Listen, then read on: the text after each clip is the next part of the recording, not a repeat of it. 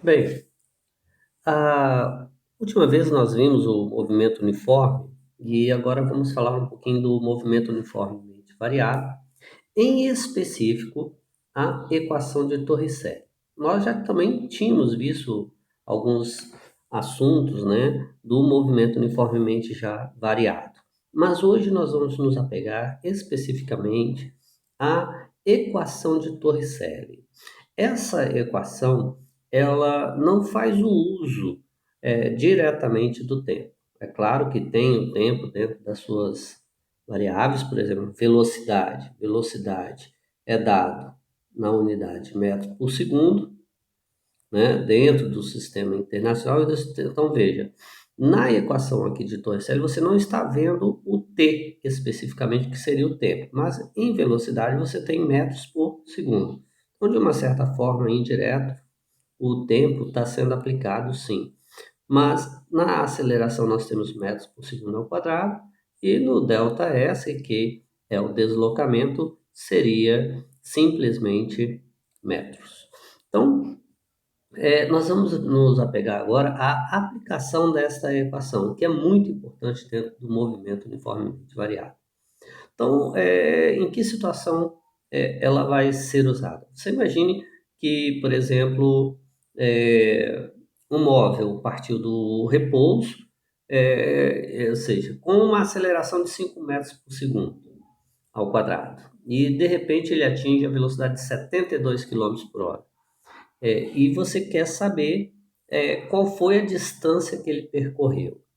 Isso é uma situação, ou às vezes o contrário, ou seja, um carro está se deslocando numa rodovia e freia, né? E você quer saber se ele vai conseguir parar dentro daquela distância, ou seja, viu um semáforo e ele vai parar, ou seja, se ele vai conseguir realmente efetuar essa parada.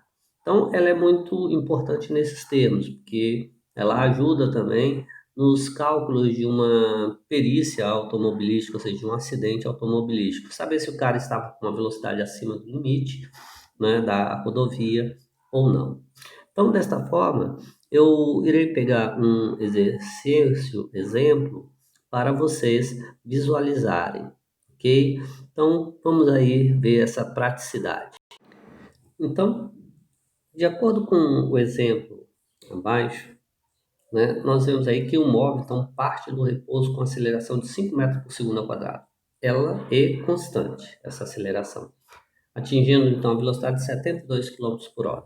Eu quero determinar a variação do espaço durante o percurso em que ele atingiu essa velocidade de 72 quilômetros por hora. Então, olha só, se o móvel parte do repouso, a sua velocidade inicial é zero, porque ele partiu do repouso.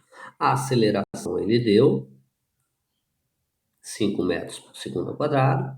A velocidade com que ele atingiu, que é a final, é de 72 quilômetros por hora. E ele deseja saber o ΔS, ou seja, a variação do espaço. Observe que aqui nós temos um pequeno probleminha, que as unidades não batem. Veja, nós temos na aceleração metros por segundo e na velocidade nós temos quilômetros e hora. Então, ou seja, enquanto um eu tenho metros e segundo, o outro é quilômetros e hora. Então, desta forma, eu tenho que colocar essas unidades de forma conveniente. O caso aqui, né, nessa situação, seria dividir por 3,6. Ao dividir por 3,6, eu transformo em quilômetro por hora para metros por segundo. Então, 72 dividido por 3,6 dá 20 metros por segundo. Então, agora, observe que as unidades, ó, metros, metro, segundo, segundo, elas estão equivalentes. Então, posso pegar agora e aplicar, né, a nossa equação então de Torricelli. Observe que nos dados pedidos e fornecidos não tem a variável tempo. Então, a melhor equação é Torricelli. Então, aplicando aí a equação, nunca esqueça de sempre escrever a equação, porque ao escrever a equação, e retirado os dados aqui disponíveis, você simplesmente vai fazer o quê? Você vai olhando a equação e vai substituindo normalmente. Então, a possibilidade de um erro é menor. Então, veja, a velocidade final, nós temos ela aqui, ó, vale 20. Então, 20 ao quadrado. Isso é igual a velocidade inicial, nós temos ela aqui, vale 0, mais 2 vezes a aceleração, que está aqui, vale 5, vezes o ΔS que eu não tenho. Então, observe que agora é só terminar, né, de calcular essa expressão. Então, 20 ao quadrado, nós temos 400. Isso é igual a 0 mais 10 vezes ΔS. O zero é um elemento neutro, então não faz nenhuma importância nesse caso. Então eu tenho que 400 é igual a 10 ΔS. O 10 está multiplicando, passa para o outro lado dividindo. Então observe que eu terei 400 dividido por 10. Simplificando aqui, eu terei um deslocamento, para esse caso, de 40 metros. Né? Então, observe que eu, com isso, consegui determinar qual foi a distância percorrida por essa partícula. Ok?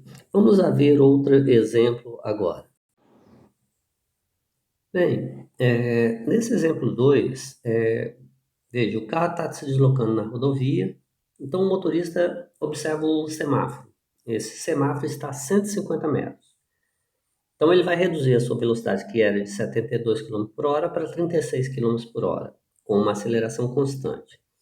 Então, o que a gente deseja saber é se essa distância em que ele reduziu a velocidade fez com que o carro avançasse o sinal ou não.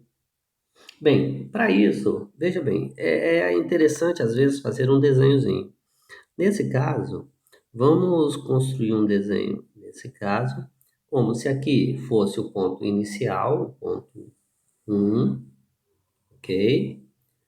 Aqui, um ponto 2, e aqui, um ponto 3. Observe, ele fala que tem 150 metros quando o carro está a 72 km por hora. Então, aqui eu tenho o carro a 72 km por hora. Ele vê o obstáculo a 150 metros e ele reduziu a velocidade para 36 km por hora.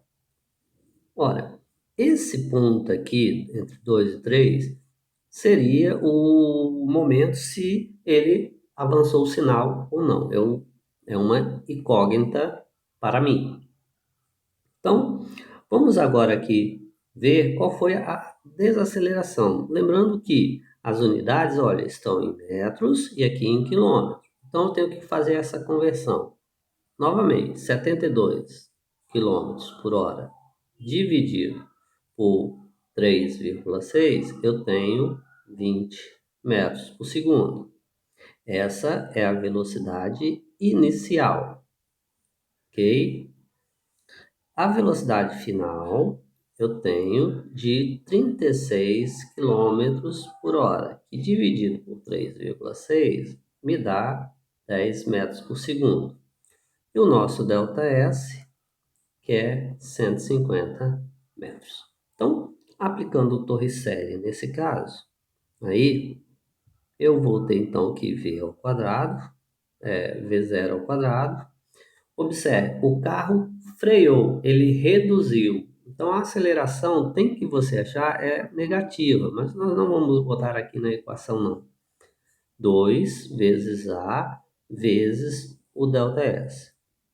Então substituindo os valores, velocidade final vale 10 ao quadrado, a velocidade inicial é o 72, vale 20 em metros por segundo ao quadrado, mais 2 vezes A vezes o ΔS, que é 150. Ora, Nessa situação, então, ó, eu tenho 100, que é igual a 400, mais 300A. Passando 400 para o outro lado, eu vou ter, então, 100 menos 400, que é igual a 300 vezes A. 100 menos 400, temos menos 300. Isso é igual a 300A. O 300 aqui está multiplicando, passa para lá dividindo. Então, minha aceleração será menos 300 dividido por 300. Isso me dá uma aceleração de menos 1 metros por segundo quadrado. Bem, essa situação, então, observe o seguinte: eu não sei se o carro avançou o sinal ou não. Se ele parou, nesse ponto aqui, a velocidade dele vai ser o quê? Ó? Zero, nesse ponto.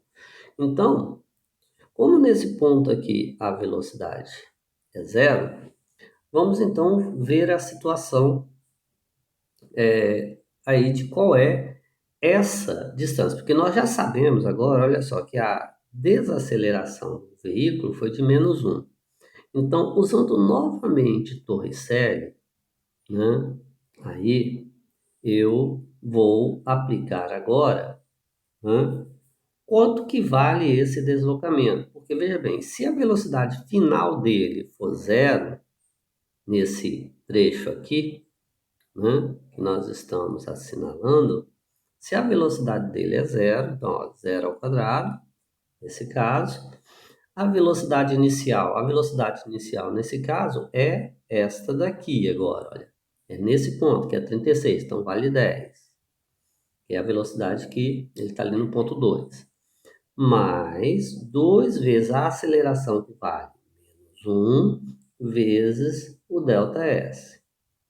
Então, nós vamos ter 0, 100 menos 2 ΔS. Vou passar esse 2 ΔS para o lado de lá. Então, vai ficar 2 ΔS igual a 100. Ora, o ΔS é igual a 100 dividido por 2. Então, ΔS é igual a 50 metros. Observe que o que nós temos, então? Ao achar aqui, veja, eu achei a distância desse trecho em azul. Então, na verdade, o que nós temos aqui é o seguinte: olha só a situação, né? Nesse trecho 1, ou seja, o trecho todo, né? Todo esse trecho vale 150 metros, ou seja, todo esse trecho aqui vale 150 metros. Ora, se esse trecho aqui equivale a 50 metros, isso significa que ele andou o quê? 100 metros nesse trecho em 2 e não 150, como a gente tinha colocado. A gente colocou 150 para ver qual era a desaceleração. Conclusão: esse carro ainda não avançou o sinal, por quê? Porque falta 50 metros para ele percorrer ainda.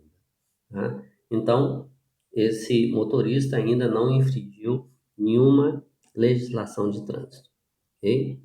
Esses são alguns exemplos para vocês, tá bom?